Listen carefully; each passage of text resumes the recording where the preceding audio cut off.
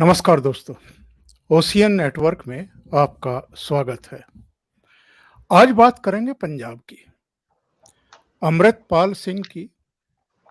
इसके अलावा अरविंद केजरीवाल के नेतृत्व वाली आम आदमी पार्टी की पंजाब सरकार की, यानी भगवंत मान की, हाल की तमाम घटनाओं की।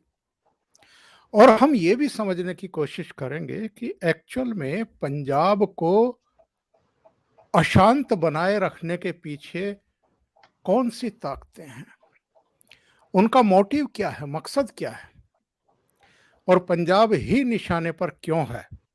कहीं ऐसा तो नहीं है कि जम्मू कश्मीर में चूंकि शांति हो गई है और वहां पर आतंकवादियों का, अलगाववादियों का एक तरीके से सफाया कर दिया है मोदी सरकार ने, और वहां अब उस तरह का खून खराबा नहीं हो रहा है।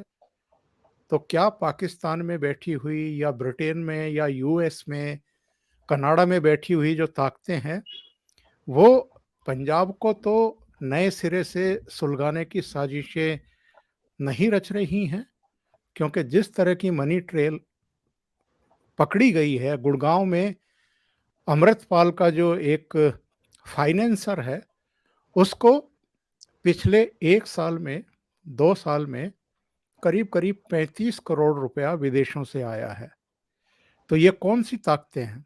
दूसरे, हम और आप ये भी जानते हैं कि पंजाब में इस समय युवाओं का जीवन बर्बाद करने के लिए ड्रग्स और नशे की बहुत बड़ी खेप पाकिस्तान की तरफ से भेजी जाती है, कभी ड्रोन से, कभी दूसरे रास्तों से। तो क्या पंजाब को पूरी तरीके से बर्बाद करने की एक साजिश रची जा रही है और इसके पीछे बहुत सारी ताकतें हैं? इस पर चर्चा करने के लिए मेरे साथ जुड़ रहे हैं जाने माने आर्थिक, राजनीतिक और कानूनी मामलों के विशेषज्ञ विजय सरदाना जी। तो विजय जी को जोड़ लेते हैं, चर्चा को आगे बढ़ाते हैं। विजय जी, नमस्कार, बहुत स्वागत है आपका। नमस्कार सर। विजय जी, हाल में जो घटनाएं हुई हैं पंजाब में, ये हमारी चिंताएं बढ़ा रही हैं एक राष्ट्र के रूप में, राष्ट्र के नागरिक के तौर पर, क्योंकि हम लोगों ने वो दौर देखा है जिसको हम पंजाब की दृष्टि से भी और भारत की दृष्टि से भी देखें तो वो एक काला अध्याय है। अब ऑपरेशन ब्लू स्टार की नौबत आ गई थी, वो करना पड़ा था, जिसमें हमारे सैनिक भी वीरगति को प्राप्त हुए और बहुत सारे निर्दोष लोग भी जो वहां हरमंदर साहब में फंस गए थे, उनमें से भी बहुत कैजुअलिटी हुई। आतंकवादी तो मारे ही गए थे, भिंडरावाला तो मारा ही गया था। पर क्या फिर से पंजाब को अशांत करने की साजिशें हो रही हैं? ओंकार जी, सबसे पहले आपको और सभी दर्शकों को मेरा प्रणाम।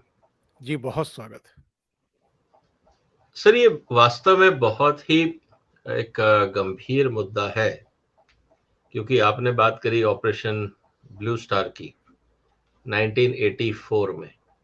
जी। मुझे वो दिन इसलिए याद है क्योंकि मैं अपने एनडीआरआई एडमिशन के लिए मुझे करनाल जाना था और दिल्ली से हरियाणा, पंजाब की तरफ जाने वाली सारी गाड़ियां रद्द थी।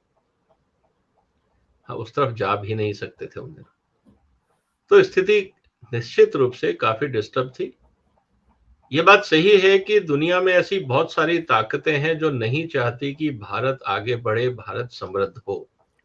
ऐसे बहुत सारे लोग हैं जो हमारे से परेशान हैं कि भारत आगे क्यों बढ़ रहा है।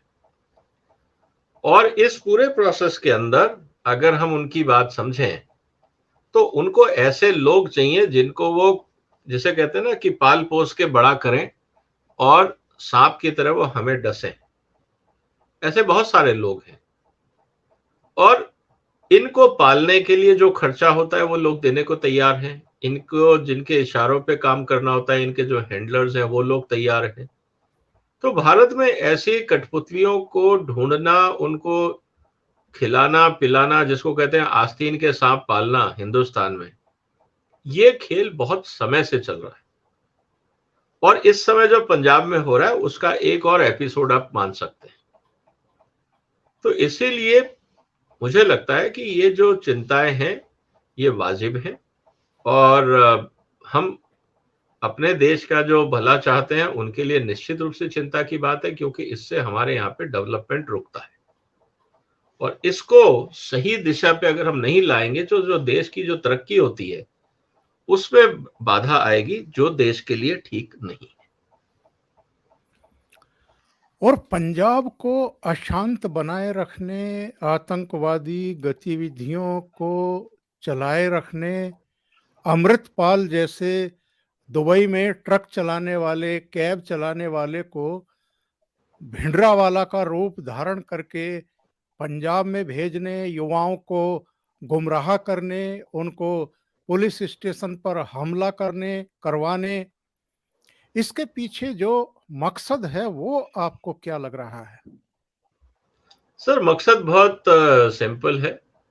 उनको कोई कठपुतली चाहिए थी जो उनके इशारों पे नाच सके, जो ये रिस्क ले सके कि वो जाके वहां पे पंजाब के अंदर कुछ उल्टी सीधी हरकत कर सके जिससे पंजाब की सुख शांति डिस्टर्ब हो, और जो विघटनकारी ताकतें हैं उनको एक लीडरशिप मिले, उनको एक सो कॉल्ड नायक मिले जिसको वो फॉलो कर सके। और इस तरह की जो एजेंडा वाली ताकतें होती हैं वो इस तरह के लोगों को ढूंढती रहती हैं। और यही बात जो कह रहे हैं कि हम यहाँ पे खालिस्तान या सिख संप्रदाय के लिए हम इसमें आए हैं और करना चाहते हैं। सर, 1 साल पहले तो ये भाई साहब खुद ही सिख नहीं थे। यहाँ आके तो इन्होंने अपने आप को सिख घोषित किया, सारे रीति रिवाज और फिर जो गुरु ग्रंथ की मान्यताएं हैं ये उसको मानने को तैयार नहीं, अपने जो गुरुओं के आदर्श हैं उनको ये मानने को तैयार नहीं। तो ये जो आतंकवादी संगठन है या विघटनकारी ताकतें हैं या जो विदेशी लोगों के इशारे पे नाच रही हैं, कम से कम इन लोगों को ये तो समझना चाहिए कि जिन गुरुओं का नाम ये लेके आगे बढ़ना चाह रहे हैं उन गुरुओं की शिक्षा और उनके बलिदान के खिलाफ ये काम कर रहे हैं। गुरु तेग बहादुर की बलि क्यों चढ़ी थी?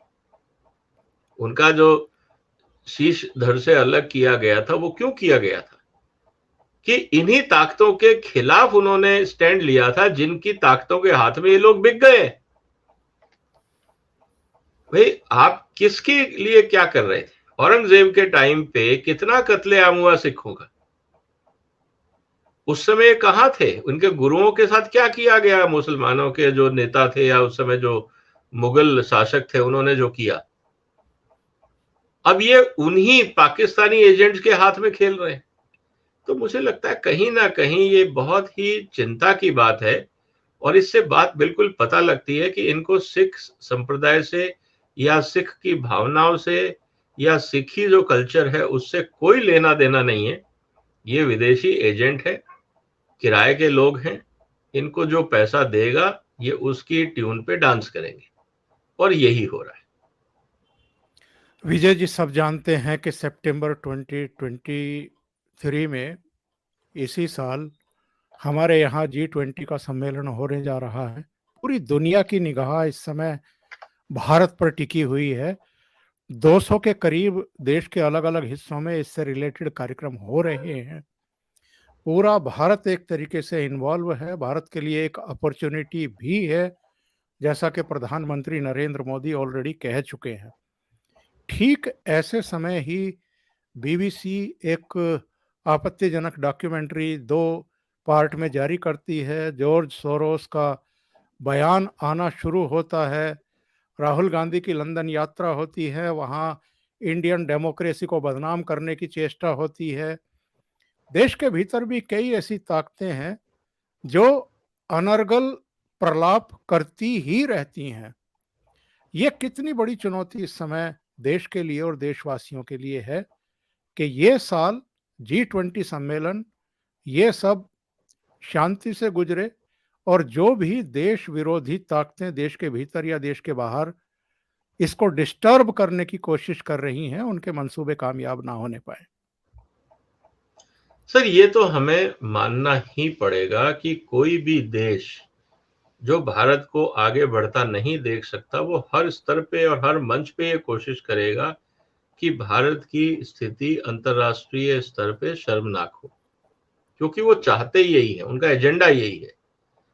फिर चाहे वो राजनीतिक मुद्दे हों, सामाजिक मुद्दे हों, सुरक्षा के मुद्दे हों या और कोई मुद्दे हों, उसमें एक मुद्दा है लॉ एंड ऑर्डर का, कि कल को मान लीजिए पंजाब में आतंकवाद बढ़ता है या लॉ एंड ऑर्डर की स्थिति बिगड़ती है और दूसरी तरफ सितंबर में पूरी दुनिया के बड़े लोग यहां आ रहे होंगे, तो भारत में विदेशी लोगों के आने का सिक्योरिटी थ्रेट बहुत बढ़ जाता है। उसके लिए आपको हो सकता है कि बहुत सारे जो विदेशी मेहमान हैं वो शायद इसलिए ना आ पाए कि साहब यहाँ पे लॉ एंड ऑर्डर का इशू है, लॉ एंड ऑर्डर पे एडवाइजरी जारी कर दी गई, जो बहुत एम्बैरेसिंग सिचुएशन होगा भारत के लिए, क्योंकि दिल्ली बहुत दूर है पंजाब से एक हिसाब से। लेकिन अगर कंट्री की आप बात करते हैं और कहीं पे एक्सट्रीमिज्म का माहौल होता है तो वहां पे स्थिति निश्चित रूप से एक बार सिक्योरिटी रडार पे आ जाती है। प्रधानमंत्री और भारत सरकार नहीं चाहेगी कि किसी भी तरह से भारत के खिलाफ या भारत के अगेंस्ट कोई ऐसी ऑब्जर्वेशन भी आए कि भारत में शांति नहीं। तो मुझे लगता है कि जो भारत सरकार ने कार्रवाई करी ये निश्चित रूप से जरूरी था, क्योंकि देश के सम्मान की जब बात आती है तो उससे ऊपर कुछ नहीं, चाहे वो कितना ही बड़ा लीडर हो, चाहे वो किसी के द्वारा पोषित हो या उसका कोई भी एजेंडा हो, वो सब देश से छोटे। और अगर आज ये कार्रवाई हुई है तो मुझे लगता है कि शायद थोड़ी और पहले हो जानी चाहिए थी, यहां तक नौबत नहीं आनी चाहिए थी। अगर राज्य सरकार, क्योंकि लॉ एंड ऑर्डर जो है वो राज्य सरकार का विषय है, केंद्र सरकार को और केंद्रीय सुरक्षाओं का वहां तक पहुंचना और इस मामले को अभी तक गरमाए रखना, ये राज्य सरकार की विफलता की निशानी। और ये बात कहीं ना कहीं शायद चीफ मिनिस्टर साहब को समझ में आ गई होगी। होम मिनिस्टर साहब से जो 2 मार्च की उनकी मीटिंग थी उसमें उन्होंने साफ कर दिया होगा कि भाई अगर तुमसे नहीं संभलता तो हम संभाल लेंगे, और जब हम संभालेंगे तो फिर तुम्हारी कुर्सी जाएगी, केंद्र सरकार को कार्रवाई करनी ही पड़ेगी, इस तरह से छोड़ा नहीं जा सकता। अब आप सोच लो क्या करना है। एक तरफ पॉलिटिकल मैसेज होगा और दूसरी तरफ सिक्योरिटी एजेंसीज और पुलिस एडमिनिस्ट्रेशन, इन लोगों ने मिलकर एक पैरेलल तैयारी की होगी कि सिचुएशन को कैसे कंट्रोल करना है, क्योंकि राज्य सरकार किसी की भी हो, पॉलिटिशियंस के भरोसे या किसी एक पॉलिटिकल पार्टी के भरोसे देश की इंटीग्रिटी को नहीं छोड़ा जा सकता है। तो security agencies, police, defence forces, paramilitary forces, सबने कोऑर्डिनेशन करके एक प्लान बनाया होगा कि सिचुएशन को कैसे हैंडल करना है, और चीफ मिनिस्टर साहब को बुला के बता दिया होगा कि देखिए या तो आप कर लीजिए, नहीं तो हमें करना होगा, या आप हमें चिट्ठी लिख के गए कि आप हमारा सहयोग करें तो हम ऑफिशियली आपके साथ काम करेंगे, क्योंकि कंट्रोल तो करना है, चॉइस इज योर्स। तो इसीलिए देखा होगा आपने कि भगवंत मान साहब जब होम मिनिस्टर को मिले थे तो केजरीवाल साहब साथ नहीं थे। केजरीवाल को पता होगा, लेकिन वहां पे भी उन्होंने राजनीति करने की कोशिश करी कि भाई होम मिनिस्टर के पास भेज दिया गया कि आप जाइए, स्टेट का मुद्दा डिस्कस करिए, बता उनको भी जरूर होगा कि स्थिति आउट ऑफ कंट्रोल हो रही है। तो ये एक स्थिति हमारे सामने है सर। ये आरोप लगाया जाता है कि जब से अरविंद केजरीवाल के नेतृत्व वाली पार्टी की सरकार वहां बनी है तब से इन्होंने तेजी से सिर उठाने शुरू किए हैं। और विजय जी, जो यूएस में हो रहा है, यूके में हो रहा है, कनाडा में, ऑस्ट्रेलिया में हो रहा है, लंदन में जिस तरीके से भारतीय ध्वज को अपमानित करने की कोशिश की गई, उसको उतार करके नीचे डाला गया, जिसके बाद यहाँ दिल्ली में जो यूके के डिप्टी उनके राजदूत हैं, उच्चायुक्त हैं, उनको बुला करके उनको चेताया गया कि ये चीज़ें बर्दाश्त नहीं की जाएंगी। और आज तो एक और वीडियो हम देख रहे थे, बहुत सारे सिख जो हैं वो दिल्ली स्थित ब्रिटिश उच्चायोग के सामने पहुंच गए तिरंगे लेकर के, और उन्होंने वहां प्रदर्शन भी किया है।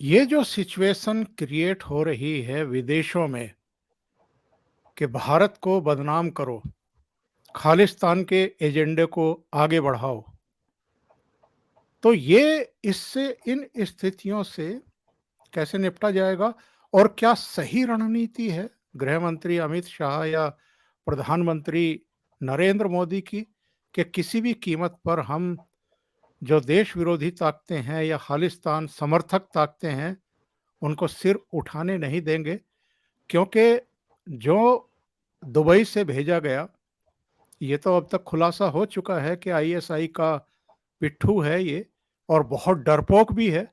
अजनाला थाने पर जब ये भीड़ को लेकर के पहुंचा था तो गुरु ग्रंथ साहब की पालकी के पीछे ओट लेकर के वहां पहुंचा था और जैसे ही पुलिस ने रेड की इसको पकड़ने के लिए अब तो ये चूहे की तरह भाग खड़ा हुआ। सर देखिए क्या होता है कि आप कागज के शेर कब तक उड़ाएंगे सर, कब तक लड़ा सकते हैं। मैंने जैसे आपसे कहा कि ये सब प्यादे हैं, ये मुखौटे हैं, इनको इस तरह से प्रोजेक्ट किया जाता है कि जैसे ये लीडर है। इनमें लीडरशिप अगर क्वालिटी होती और इनमें अगर अपना दिमाग होता तो ये इस रास्ते पे चलते ही नहीं। क्योंकि कोई भी समझदार आदमी अगर ये कहेगा कि मैं अपने समाज के लिए काम कर रहा हूं तो लोग पहला सवाल उससे पूछेंगे कि यही करना रह गया क्या, और कोई काम नहीं है। पूरे सिख समुदाय के अंदर they are known for doing good for society. यही है ना, जहां पे भी आपदा होती है सबसे पहले अगर कोई कौम खड़ी होती है तो वो सिख कौम खड़ी होती है। तो ये तो हमें मानना पड़ेगा। आफ्टर ऑल सिख कौम बनी कहां से? हिंदुओं में से ही बनाई गई। गुरु गोविंद सिंह ने क्या किया था?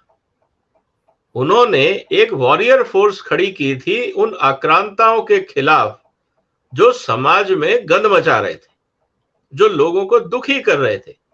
उस समय के जो मुगल शासक और उनके जो सिपाही, जो उनके सूबेदार हुआ करते थे, जो अत्याचार कर रहे थे, उनके खिलाफ ही तो कार्रवाई हुई थी। और उनको उन्हीं की भाषा में जवाब देने के लिए ही तो ये गुरु गोविंद सिंह ने ये सेना खड़ी की थी कि भाई हम लोग शांति प्रिय लोग हैं और ये लोगों को बात ही समझ में नहीं आती है, ये मारकाट मचा रहे हैं, लोगों का जीना हराम कर रखा है, हत्याएं कर रहे हैं, लूटपाट कर रहे हैं, तो समाज को रोकेंगे कैसे, हम बचाएंगे कैसे? तब उन्होंने कहा कि नहीं, हम इनका मुकाबला शेरों की तरह ही करेंगे। तभी तो सिंह नाम आया। गुरु गोविंद सिंह जी के पहले किस गुरु के नाम के आगे सिंह था? किसी के नहीं था। तो ये तो इतिहास सामने है। तो अगर ये इतिहास की सच्चाई को भी अगर ये सिख पंथ के कुछ लोग नहीं मानने को तैयार हैं तो ये उनकी अपनी नादानी है, उससे इतिहास नहीं बदल जाता, पहली बात। दूसरा सबसे बड़ा मुद्दा ये है कि ये आदमी और जिस तरह से इसकी हरकतें हुई हैं, और फिर चाहे आपने ब्रिटेन का नाम लिया, कनाडा का नाम लिया, सर ये वहां की लोकल राजनीति है। क्योंकि बहुत सारी जगह पे आज सिख पॉपुलेशन इतनी हो गई है कि वो वहां पे वोट बैंक को इन्फ्लुएंस कर सकती है। लेकिन क्या भारत सरकार को इसको लाइटली लेना चाहिए? निश्चित रूप से नहीं लेना चाहिए। इसका मतलब यह है कि एक तो डिप्लोमेटिक मैसेज कन्वे कर दिया गया कि इस तरह की केयरलेसनेस बर्दाश्त नहीं होगी। अगर तुम कर सकते हो तो कोई भी कर सकता है। हमारे यहां भी अगर आपके राजनीतियों के साथ कुछ गड़बड़ हो जाती है तो फिर आप हमें मत कहना, पहली बात। जहां तक मुझे ध्यान है भारत में ऐसा नहीं होगा, क्योंकि हम लोग वियना कन्वेंशन का फॉलो करेंगे। लेकिन अगर ये राज्यों ने, इन देशों ने अपने आप को नहीं सुधारा तो सर व्यापार की ताकत तो भारत के पास है। ये सारे लोग आज बोइंग का, एयरबस का कॉन्ट्रैक्ट हिंदुस्तान के साथ कर रहे हैं। सर ठीक है, आज एयरबस और बोइंग हम आपसे ले रहे हैं, कल को हो सकता है ना कि अगला ऑर्डर कैंसिल भी हो जाए। हो सकता है कि हम आपसे कोई और डिफेंस डील करने वाले थे, वो हम नहीं करेंगे अब। तो कीमत तो चुकानी पड़ेगी। ये लापरवाही जब देश की इज्जत पे हाथ डाला जाता है तो मुझे लगता है कि मोदी सरकार को बहुत क्लियर मैसेज दे देना चाहिए कि आप हमारे से एफटीए की उम्मीद कर रहे हैं, यूके इंडिया एफटीए साइन हो, हम आगे बढ़े व्यापार में, तो सर उस पर ब्रेक तो हम लगा ही सकते हैं ना। हम आपसे जो एडिशनल गवर्नमेंट टू गवर्नमेंट जो समझौता करने वाले थे वो हम नहीं करेंगे। दिक्कत क्या है? फिर आप परेशान होते रहिए, क्योंकि अल्टरनेट तो बाजार में हर चीज का है ना। हम आपसे नहीं लेंगे, जर्मनी से ले लेंगे, आपसे नहीं लेंगे हम ब्राजील से ले लेंगे, रशिया से ले लेंगे। आप होते कौन हो हमें रोकने वाले? तो कहने का मतलब यह है कि इस तरह की गुस्ताखी की कीमत तो इनको चुकानी चाहिए, ताकि कोई भी भारत के हितों को लाइटली ना ले। कोई देश ये ना समझे कि भारत को हम लाइटली ले लेंगे और हमारा कोई नुकसान नहीं होगा। एक गुस्ताखी की सजा कम से कम $1 बिलियन तो होनी चाहिए, अगर मैं राष्ट्रों के स्तर की बात करूं तो। और मुझे लगता है मोदी सरकार को मैसेज बहुत क्लियर कर देना चाहिए कि ये जो अगली मीटिंग थी एफटीए की, that is postponed by 6 months. देखते हैं फिर क्या होता है। तो मैसेज होना जरूरी है, और ये घटना जो हुई है देश के खिलाफ, उसको बर्दाश्त नहीं करना चाहिए। आगे बढ़ने से पहले एक निवेदन आप लोगों से कर दें, अगर आपको ये वीडियो अच्छा लग रहा है तो लाइक बटन जरूर दबा दें, अपनी टिप्पणी जरूर करें, अपनी राय जरूर दें इस विषय पर, और ये वीडियो अपने मित्रों को भी भेजें। दूसरा निवेदन ये है कि विजय सरदाना साहब का अपना चैनल आ गया है यूट्यूब पर। आप में से बहुत सारे लोगों ने ऑलरेडी उसको सब्सक्राइब किया है। जिन्होंने नहीं किया है, एक बार उनके चैनल पर जरूर जाएं। आप यूट्यूब पर अगर @विजय सरदाना इनसाइट्स सर्च करेंगे तो चैनल आपको मिल जाएगा, तो आप उस चैनल को जरूर सब्सक्राइब करें। और मैं इसलिए कह रहा हूं कि उस पर बहुत अच्छे विषयों पर, अछूते विषयों पर वो वीडियो बना रहे हैं। मैं खुद उन तमाम वीडियो को देखता हूं और अपना ज्ञान बढ़ाता हूं। विजय जी, पंजाब आर्थिक तौर पर बहुत मजबूत स्टेट माना जाता था एक जमाने में, उसकी मिसाल दी जाती थी। और जो नेशनल पूल है हमारा, भंडार जो गृह है अन्न का, उसमें पंजाब और हरियाणा का कंट्रीब्यूशन तो आज भी सर्वाधिक है। पंजाब को डिस्टर्ब करने, पंजाब को बर्बाद करने, पंजाब की जवानी को खत्म कर देने की जो साजिशें हैं, ये कितनी बड़ी साजिशें हैं। और जब आप एक आर्थिक रूप से ठीक ठाक संपन्न स्टेट को इस तरह बर्बाद करते हैं, तो इसके लिए कौन सी ताकतें जिम्मेदार हैं? और आपने इन विदेशों की, वहां की पॉलिटिक्स का जिक्र किया था अभी। क्या पंजाब की अंदरूनी राजनीति भी इन हालातों के लिए जिम्मेदार नहीं है? क्योंकि भिंडरावाले को राजनीतिक पार्टियों ने, नेताओं ने खड़ा किया था, पाला पोसा था, इतना महादैत्य बना दिया था। और मुझे लगता है कि अभी भी वहां पॉलिटिक्स ही खेली जा रही है। ओंकार जी, ये बहुत इंपॉर्टेंट मुद्दा है। ये बात सही है कि जब भारत पार्टीशन हुआ तो जो पंजाब का समृद्ध क्षेत्र था, लाहौर और उसके आसपास, वो सब पाकिस्तान में चला गया। और जो क्षेत्र मिला था भारत के हिस्से में, वो उतना डेवलप नहीं था जितना वेस्टर्न पंजाब था, लाहौर के आसपास का क्षेत्र। और ये कहा जाता था कि जिसने लाहौर नहीं देखा वो दुनिया में पैदा ही नहीं हुआ। वो थी शान शौकत, वो था रुतबा लाहौर का। तो इससे आप समझ सकते हैं कि जो समृद्ध हिस्सा था पंजाब का, वो चला गया था पाकिस्तान। जो लोग माइग्रेट होके आए, उनमें से हमारे परिवार भी थे, जो लोग माइग्रेट होके पंजाब आए, उन्होंने पंजाब को दोबारा बसाया। एक वर्चुअली बंजर जमीन थी, पानी की सुविधाएं नहीं थी, भाखड़ा डैम बना, कैनाल्स बनी, किसानों ने मेहनत करी, उद्योग धंधे लगे, स्मॉल स्केल इंडस्ट्री लगी। एक समय ऐसा था कि बहुत सारा स्पेयर पार्ट, चाहे साइकिल हो, चाहे सिलाई मशीनें हो, छोटे मोटे जितने उद्योग थे सब पंजाब के आसपास। लुधियाना एक गढ़ था, बाकी जगह छोटे छोटे कस्बों में बहुत काम होता था पंजाब में। तो एक जुझारू, एक एंटरप्रेन्योरशिप, एक रिस्क टेकिंग स्टेट हमेशा रहा है पंजाब। और देखते देखते वो एक बंजर जमीन थी जो भारत के एक सबसे समृद्धशाली और सबसे हार्ड वर्किंग और सबसे प्रोग्रेसिव स्टेट में पंजाब का नाम आने लगा था। लेकिन जैसा होता है कि जब पार्टियां, खासकर पॉलिटिकल सिस्टम में ऐसे लोग आ जाते हैं जिनके अंदर कुछ क्षमता नहीं होती, जिसको मैं हमेशा कहता हूं कि high aspiration, high ambition and low competency, जब ऐसे लोग राजनीति में आने लगते हैं तो वो अपनी ही जड़ों को खोखला करने लगते हैं।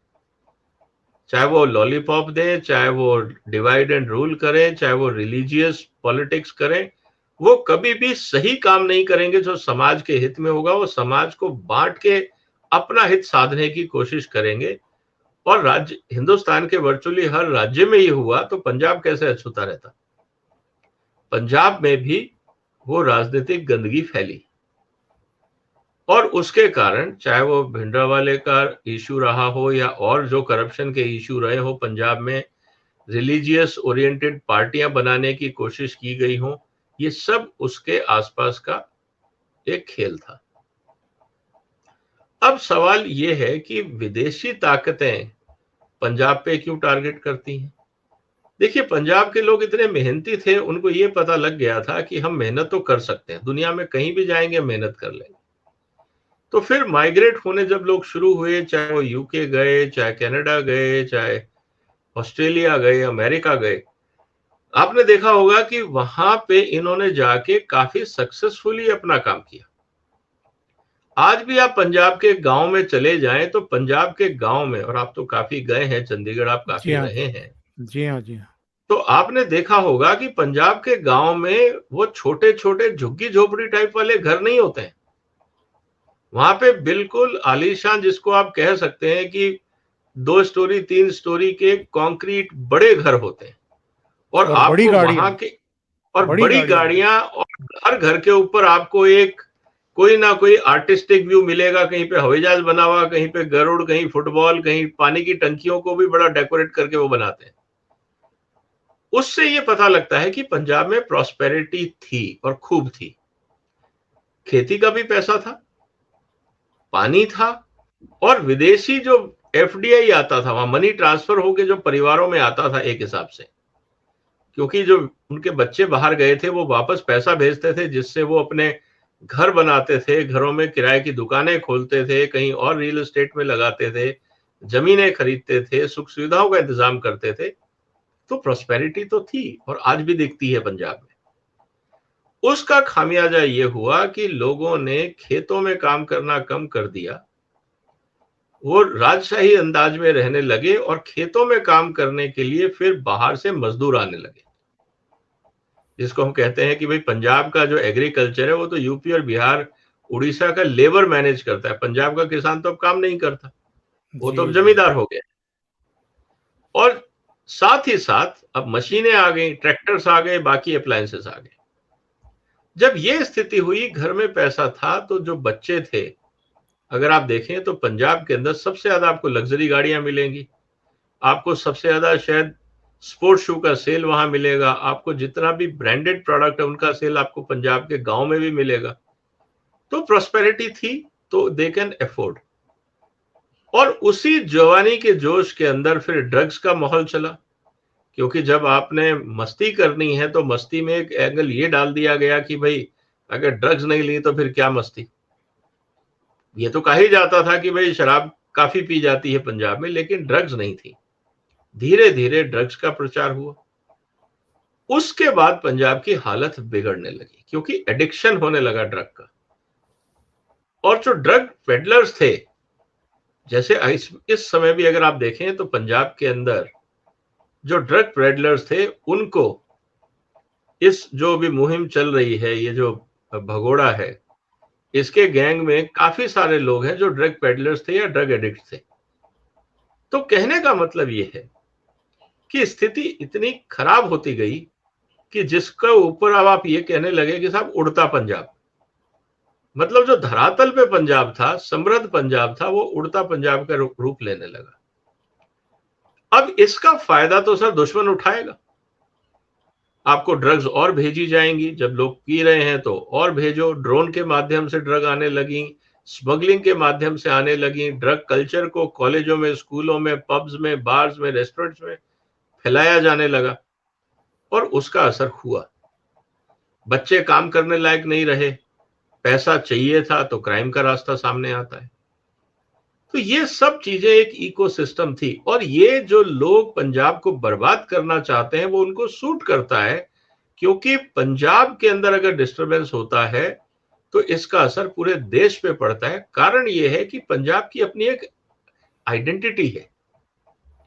सर, आपको याद होगा कि भिंडरावाले साहब के टाइम में, भिंडरावाले के टाइम पे जब सिखों के ऊपर जब आतंकवादी के कार्टून बनते थे तो सिखों को दिखाया जाता था, जो बहुत गलत हुआ था उनके साथ। तो एक इमेज डिस्टॉर्ट होने लगी थी एक सबसे जो समृद्ध कम्युनिटी थी उसकी, जो गलत था।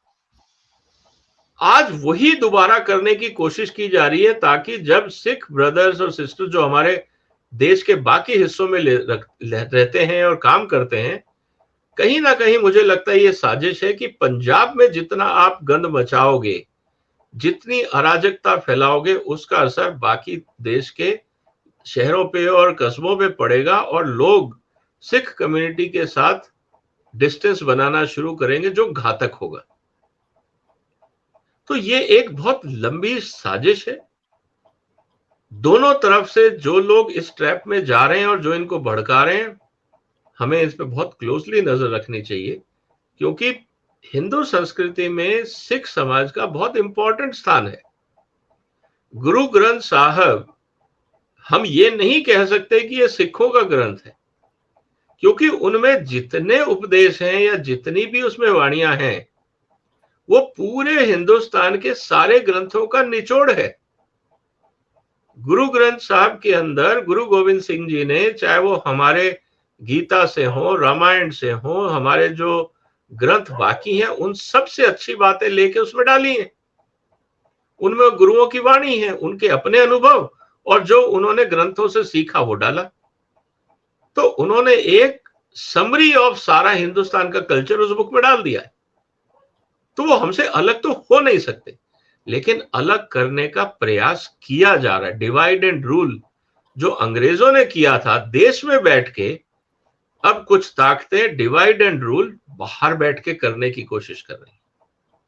उससे हमें सचेत रहना पड़ेगा, और लोकल पॉलिटिकल पार्टीज को अपनी राजनीति को भूल के देश के बारे में सोचना होगा, नहीं तो पंजाब को फिर हम एक अराजकता के माहौल में डालेंगे।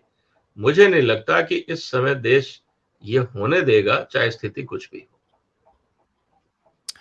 मैं एक वीडियो दिखाता हूं आपको और दर्शकों को।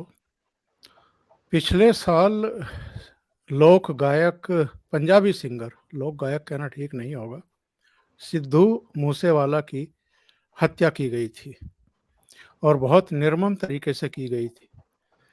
एक वीडियो वायरल है सोशल मीडिया पर उनके पिताजी का। जरा सुनिए क्या कह रहे हैं। ਇਹਨਾਂ ਦੇ ਹੌਸਲੇ ਪੈ ਗਏ, ਮੇਰੇ ਘਰ ਤੱਕ ਵੜ ਗਏ, ਹੱਥ ਪਾ ਕੇ ਦੇਖਣ ਹੋਰ ਕਿਸੇ ਨੂੰ, ਔਰ ਸਰਕਾਰਾਂ ਸਾਡੀਆਂ ਲਿਲੜੀਆਂ ਕੱਢਦੀਆਂ ਨੇ। ਉਹ ਅਸੀਂ ਅੱਜ ਜੋਗੀ ਨੂੰ ਯਾਦ ਕਰਨ ਲੱਗ ਗਏ। ਮੈਂ ਗਰੰਟੀ ਕਰਦਾ ਲੋਕ ਸਭਾ ਦੇ ਇਲੈਕਸ਼ਨ ਆਉਣਗੇ, ਤੁਸੀਂ ਜੋਗ ਜੀ ਨਾਂ ਤੇ ਵੋਟਾਂ ਪਾਉਣ ਲਈ ਮਜਬੂਰ ਹੋ ਜਾਓਗੇ। ਤੁਸੀਂ ਕਹੋਗੇ ਯੂਪੀ ਸਾਫ਼ ਹੈ, ਉਹ ਸਾਨੂੰ ਕੀ ਹੋ ਗਿਆ, ਅਸੀਂ ਕਿਹੜੇ ਰਸਤਿਆਂ ਤੇ ਪੈ ਗਏ। ਫਿਰ ਕਹੋਗੇ ਮੁਕਾਬਲੇ ਹੁੰਦੇ ਆ, ਆ ਹੋ ਗਿਆ, ਉਹ ਹੋ ਗਿਆ, ਮਗਰੋਂ ਗੱਲਾਂ ਕਰਨ ਵਾਲੀਆਂ ਰਹਿ ਜਾਂਦੀਆਂ ਨੇ। ਹੁਣ ਦੱਸੋ ਜਿਹੜੀਆਂ ਆ ਮੌਤਾਂ ਹੋਈਆਂ ਇਹਨਾਂ ਦਾ ਕੀ ਹੱਲ ਹੈ? ਕੱਲਾ 302 ਦਾ ਪਰਚਾ, गिरफ्तार कर लो, जेल भेजता, जस्टिस हो गया। सिद्धू मूसावाले के पिताजी अगर ये कह रहे हैं कि पंजाब को योगी आदित्यनाथ जैसी लीडरशिप की जरूरत है, तो आगे कुछ कहने को बचता नहीं है। यानी वो दुखी हैं। पंजाब में पहले कांग्रेस की सरकार थी, उससे भी दुखी, और उसके तौर तरीकों से भी दुखी, और इस समय आम आदमी पार्टी की सरकार है, उससे भी दुखी दिखाई दे रहे हैं। और मुझे लगता है कि पंजाब की जो आज सिचुएशन है वो उनकी वाणी से हमें और आपको सुनने को मिली है। क्या कहेंगे विजय जी? बहुत दुख है सर, उनका बेटा गया और वो भी एक आतंकवादी लॉलेसनेस घटना के कारण।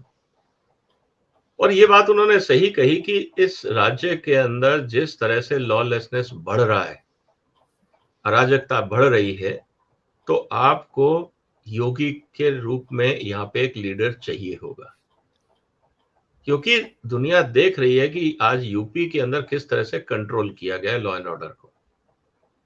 इसका मतलब ये है कि ये बात बहुत क्लियर हो गई है कि जो एग्जिस्टिंग सरकार है, आम आदमी सरकार, वो नाकाम है, वो फेल हो गई है और किसी पे उनको भरोसा रहा नहीं। अल्टीमेटली उनको एक ऐसा लीडर चाहिए जो योगी का या तो पर्यायवाची हो, रिप्लेसमेंट मैं नहीं कहूंगा, लेकिन उसी शैली में काम करता हो जो समाज के लिए रूथलेसली क्रिमिनल्स को क्रश करे। ये एक्सपेक्टेशन उन्होंने वो बताई है जो वहां की आम जनता कह रही है, क्योंकि वो मूसेवाला के फादर हैं। इसका मतलब ये नहीं है कि वो समाज से कटे हुए हैं, वो समाज के बीच में रहते हैं। तभी उन्होंने अपनी भाषण में कहा कि हमने 302 का पर्चा फाइल किया, मतलब एफआईआर हुई और आपने 4 आदमी पकड़ के जेल में डाल दिए। क्या इसी को लॉ एंड ऑर्डर बोलते हो?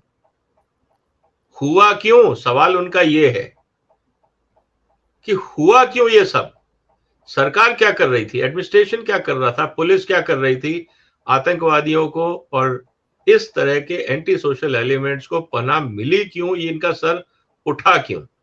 सवाल वो फंडामेंटल उठा रहे। और मुझे लगता है कि इस समय पूरे पंजाब के अंदर यही चिंता की बात है और आम आदमी पार्टी की सरकार को सोचना होगा, क्योंकि जिस तरह से खबरें आ रही हैं पंजाब से, लोग खुश नहीं हैं इस सरकार से। और मुझे ये लगता है कि जिस तरह से अभी जो रेड चल रही है, उसमें अगर पुलिस फेल होती है पंजाब की और सफलता नहीं मिलती है पुलिस को ये सब लॉलेसनेस कंट्रोल करने में, तो ये मान के चलिए कि आम आदमी पार्टी के ऊपर बहुत बड़ा क्वेश्चन मार्क लग जाएगा कि दिल्ली शायद इसलिए बच गया क्योंकि पुलिस केंद्र सरकार के पास थी। केजरीवाल साहब तो यही कह रहे थे ना, हमें पुलिस दे दो, हम सब ठीक कर देंगे। आज तो पंजाब में पुलिस आपके पास है, लॉलेसनेस क्यों बढ़ रहा है? क्या करते हैं आप पुलिस का लेके? तो कहने का मतलब ये है कि इससे आम आदमी पार्टी की काबिलियत पे क्वेश्चन मार्क है।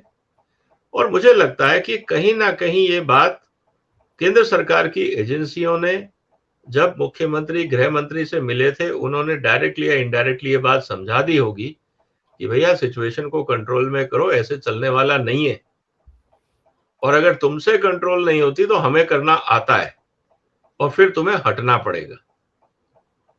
तो कहने का मतलब ये है कि या तो आप सुधर जाइए, राज्य को कंट्रोल करिए, क्योंकि बॉर्डर स्टेट है, हम ऐसे तो आपके भरोसे छोड़ने वाले नहीं है। और रही बात की केजरीवाल साहब की पॉलिटिक्स कि आप एंटी बीजेपी स्टैंड लो हर चीज में, ये चलने वाला नहीं है। हम आपको यहां से हटा देंगे और देश की जनता का जब माहौल इतना आपके खिलाफ हो जाएगा कि हम जब राष्ट्रपति शासन लगाएंगे तो कोई आपके साथ खड़ा नहीं होने वाला है, क्योंकि राज्य की जनता बहुत परेशान हो चुकी है। तो ये मेरे को लगता है मैसेज सीएम साहब के पास बहुत क्लियरली पहुंच गया होगा, डायरेक्टली इनडायरेक्टली। इसीलिए आने वाले दिनों में मुझे लगता है कि केंद्र सरकार और पंजाब सरकार के बीच में तालमेल बहुत तेजी से बढ़ेगा और हो सकता है कि आने वाले दिनों में आपको केजरीवाल और भगवंत मान के बीच में भी दूरियां बढ़ती दिखाई दें, क्योंकि केजरीवाल साहब खालिस्तानी सिंपैथाइजर माने जाते हैं और भगवंत मान को अगर अपनी कुर्सी बचानी है तो उनके खिलाफ कार्रवाई करनी पड़ेगी, मजबूरी है, नहीं तो कुर्सी जा सकती है। और स्थिति जैसा मैंने पहले कहा कि सितंबर के पहले पहले देश के हर कोने में लॉ एंड ऑर्डर पे बहुत कड़ी नजर रखी जाएगी, किसी तरह की लॉलेसनेस को बर्दाश्त नहीं किया जाएगा। अब ये राज्य सरकार के ऊपर है कि वो कितना केंद्र सरकार के साथ सहयोग करती है। अगर भगवंत मान सरकार केंद्र सरकार के साथ सहयोग करती है, राज्य के लिए अच्छा होगा, उनकी सरकार के लिए अच्छा होगा, लोगों के लिए अच्छा होगा। और अगर नहीं करती है तो बहुत खराब होगा।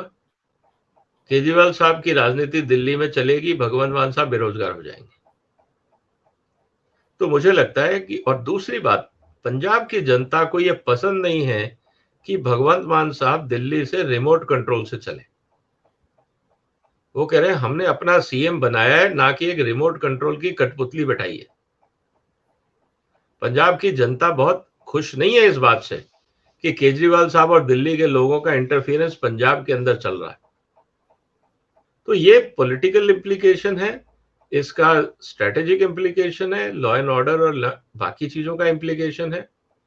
मुझे लगता है कि आने वाले समय में भगवंत मान केंद्र सरकार के साथ नजदीकियां बढ़ाने की कोशिश करेंगे, क्योंकि बहुत काम उनको करने हैं। डेवलपमेंट फंड चाहिए, सिक्योरिटी में हेल्प चाहिए, बॉर्डर एरिया है और बहुत सारी हेल्प चाहिए।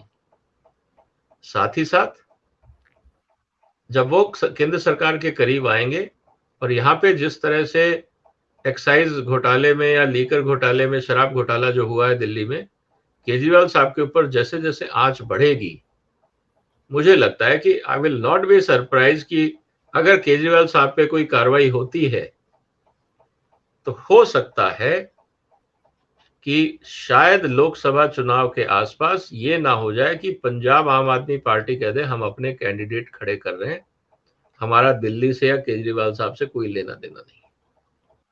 क्योंकि अगर उनको अपनी पॉलिटिकल बेस बनानी होगी तो पंजाब आम आदमी पार्टी को भी एमपी के चुनाव तो लड़ने होंगे, और जब वो एमपी के चुनाव लड़ेंगे तो क्या कहे कि वोट मांगने जाएंगे कि हम केजरीवाल को फॉलो कर रहे हैं, या हम मनीष सिसोदिया को फॉलो कर रहे हैं, या हम सत्येंद्र जैन के अनुयायी हैं, क्या कह के जाएंगे चुनाव लड़ने? बिल्कुल तो उनको ये सही। कहना होगा कि हम नया गेम शुरू कर रहे हैं, क्लीन स्लेट से काम शुरू कर रहे हैं, आप हमें समर्थन दीजिए। तो आने वाले दिनों में पंजाब में बदलाव की उम्मीद है, ऐसा लगता है। आप इतनी बड़ी संख्या में जुटे हैं, आप सबका धन्यवाद। और अंत में निवेदन, वीडियो अगर आपको अच्छा लगा है तो लाइक जरूर करें, इसे फॉरवर्ड भी करें। और विजय जी, आपने इतना समय निकाला ओशियन नेटवर्क के लिए, और बहुत ही महत्वपूर्ण मुद्दे पर, जिस पर पूरे देश की और विदेशों की भी निगाह इस समय लगी हुई है, इस पर गहन विचार रखे हैं। आपका बहुत बहुत धन्यवाद। Thank you so much. नमस्कार। नमस्कार सर। वंदे मातरम। वंदे मातरम।